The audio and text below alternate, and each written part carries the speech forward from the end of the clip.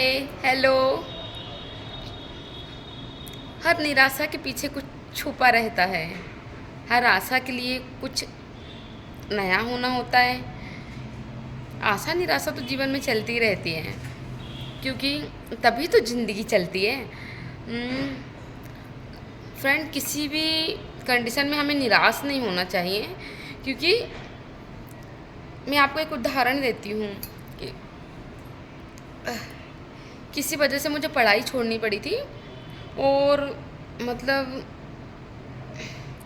मैं सरकारी स्कूल से पढ़ी हूँ, तो मात्र 250 रुपये। फ्रेंड, आज जब मैं इस दौर से गुजर रही हूँ तो मुझे 250 रुपये कोई बड़ी बात नहीं लगती है। पर उस समय वो 250 रुपये सिर्फ नहीं भरने की वजह से मैं एग्ज़ाम नहीं दे पाई। टीचर ने मुझे एग्ज़ाम नहीं देने दिया था। जब भी मैं वो वाक़या याद करती हूँ तो मेरे रोंगटे आज भी खड़े हो जाते हैं। मेरे पापा को ट्यूमर हो गया था, तो पापा को मम्मी हम लोग इटारसी के हैं, तो मम्मी भोपाल एडमिट की थी। और हम मतलब हम 5 बहन भाई हैं। हम लोगों की उसी दौरान पढ़ाई भी छूटी थी।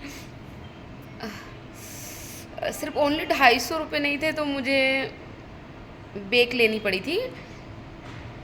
फिर उसके बाद मेरे पापा का काफ़ी लंबा ट्रीटमेंट चला, और मतलब 8 एक महीने हॉस्पिटल में एडमिट रहे। और फिर उस दौरान हमारा सही में जीवन क्या होता है वो जिया हम लोगों ने। पर फ्रेंड, मैं एक जगह जॉइन की जहाँ पे एक सर थे, मतलब हड्डी के डॉक्टर थे वो। तो वो बहुत खुश मिजाज के थे, बहुत खुश मिजाज, मतलब फ्रेंड बहुत खुश मिजाजी थे। तो मैं उस समय काफ़ी छोटी थी, तो सर ने मुझे एक उदाहरण दिया जो मैं शायद अपनी ज़िंदगी में अपने मरते दम तक नहीं भूलूंगी। और मैं चाहती हूँ कि यदि आप भी गहराई से सोचोगे तो आपकी ज़िंदगी भी बदल जाएगी। सर ने कहा कि रे फ्रेंड, मैं डे और नाइट दोनों ही जॉब करती थी, क्योंकि मेरे घर के पास में ही था। मैं सुबह 9 बजे जाती थी, 7 बजे जाती थी, और फिर 2 घंटे खाना वाना खाने के बाद, और फिर नाइट भी हॉस्पिटल में था, तो हॉस्पिटल नाइट भी वहीं पर करती थी। तो मतलब सर हड्डी के केस करते थे, तो हड्डी हड्डी के डॉक्टर थे, तो हड्डी के केस करते थे। एक दिन क्या हुआ क्या नहीं हुआ, सर ने मुझे बहुत तेज, वे तो घर की परेशानी, पापा नहीं है, मम्मी भी हॉस्पिटल में है। तो फ्रेंड, जब कम उम्र होती ना तो रोना बहुत जल्दी आ जाता है। तो मतलब प्लास्टर हो रहा था, और मेरा ध्यान, सर ने ना प्लास्टर पीओपी का सामान बोला लगाने के लिए। तो मैं और मेरी एक फ्रेंड थी, हम लोगों ने पीओपी का सामान लगाया। और अधिकतर जहाँ पे पीओपी का काम होता है वहाँ पे जेंट्स स्टाफ होता है, पर नाइट थी, तो सर ने हम लोगों को भी सिखा दिया था, तो हम लोग भी काम कर लेते थे उसका। तो वो ज़्यादा बड़ा प्लास्टर नहीं करना था, हाथ का ही प्लास्टर करना था। तो मेरा ध्यान न जाने किस, मुझे अभी याद नहीं आ रहा, पर न जाने कहाँ गया, सर मुझे इतने ज़ोर से चिल्लाए, तो मैं बहुत रोने लगी। रोते रोते फिर मैंने मतलब ये उसका प्लास्टर हाथ पकड़ के, और मैंने और मेरी फ्रेंड ने करवाया। और फिर मैं बाद में ओटी से बाहर निकल कर बहुत रोई, बहुत रोई। सर ने ना, वहाँ पे चाय बनती थी, तो सर ने मुझे, मैं रो रही थी तब भी सर बोलते कि जाओ चाय बना के लेके आओ। फिर मैं रोते रोते ऊपर चले गई। मेरी फ्रेंड बोलती कि ला मैं बना के लाती हूँ, पर सर ने बोला नहीं, वो ही बना के लाएगी। तो फिर फ्रेंड में ऊपर गई और ऊपर से चाय बना के लेके आई, सर को दी, पर मेरे आंसू बंद ही नहीं हो रहे थे, बंद ही नहीं हो रहे थे। फिर सर ने क्या करा, मुझे चेयर पे, मतलब सामने चेयर लगी थी, सर ने बोला कि इस पर बैठ जाओ।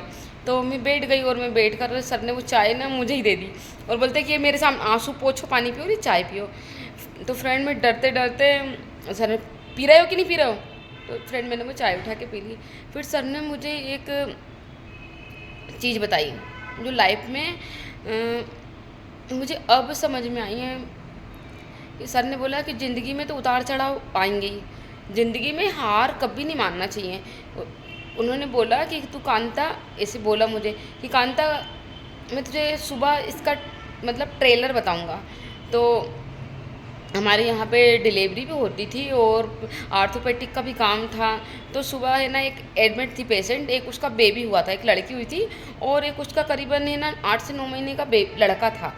तो वो लड़का है ना ऐसा पायरी बनी हुई थी फ्रेंड, ऐसे पायरी होती है ना जिस पे अपन चढ़ते गिर जाएंगे, चढ़ेंगे, छोटा बच्चा चढ़ेगा, चढ़ने की कोशिश करेगा। तो सर ने मुझे बुलाया सुबह, सर की मेरी नाइट भी रुकती थी, तो मेरी सुबह 9 तक ड्यूटी रहती थी। तो सर आए 8-1 बजे राउंड पर, फिर उसके बाद सर ने उस बच्चे को लेकर और मतलब वो ग्राउंड में ऐसे सामने था वहाँ पे छोड़ दिया। और सर ने बोला कि ये जो भी एक्टिविटी कर रहा है मैं पूछूंगा तो मुझे बताना। तो फिर मैंने देखा उसको, सर ने उसको वहाँ पे छोड़ दिया और करीबन 2 फीट मतलब क्या बोलेंगे यार उसको, 4-5 ईंटें रहती ना, इतनी बड़ी पायरी थी।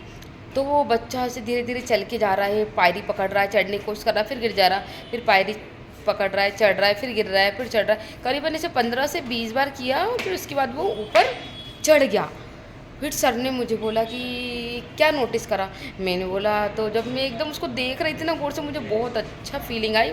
फिर मैंने सर को बोला कि सर मुझे समझ में आ गया कि ज़िंदगी में कोई कितनी भी प्रॉब्लम आ जाए, हमें मतलब फ्रेंड मेरी इतनी कम उम्र में भी मुझे समझ में आ गया ज़िंदगी में कितनी भी तकलीफ आ जाए पर हमें हार नहीं माननी चाहिए। मैंने उस समय उस बच्चे से सीखी, जो सर ने मुझे सिर्फ बस दिखाई पर मेरे दिमाग में सेट हो गई एकदम कि वो बच्चा करीबन फ्रेंड 15 से 20 बार वो नीचे गिर रहा, चढ़ मतलब उतर रहा, चढ़ रहा, गिर रहा, चढ़ रहा, चढ़ने की कोशिश कर रहा, फिर वो चढ़कर ही हार माना।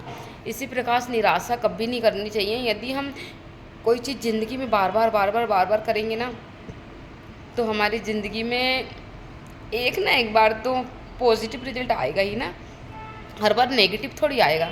कि कोशिश करने वालों की कभी हार नहीं होती। बाय।